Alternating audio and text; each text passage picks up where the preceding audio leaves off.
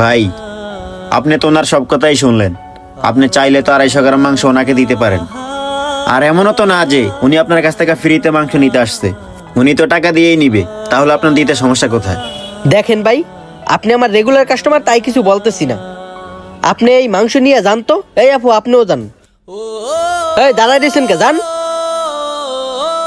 এই আপু দাঁড়ান। জি ভাইয়া, কিছু বলবেন? হ্যাঁ, আপনি একটু দাঁড়ান।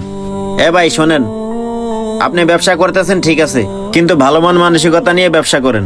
আপনি 250 গ্রাম মাংস বিক্রি করেন না ঠিক আছে, কিন্তু মানুষের পরিস্থিতি বোঝে মাঝে মধ্যে 250 গ্রাম মাংস বিক্রি করতে হয়। ঠিক আছে, আপনি যেহেতু 250 গ্রাম মাংস বিক্রি করবেন না, আমি যেহেতু 5 কেজি মাংস নিচ্ছি, ওইখান থেকে 1 কেজি মাংস ওনাকে দিয়ে দেন। আচ্ছা ঠিক আছে ভাই, দিতেছি। দেখে মনে আছে দরদ একবার উতলাই পড়তেছে।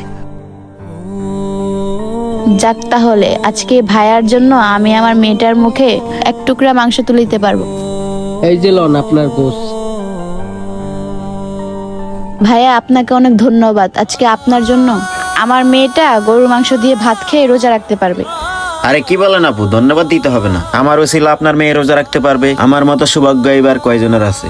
আপনি এখন যান। ভাই, এই যে লন আপনার গোস।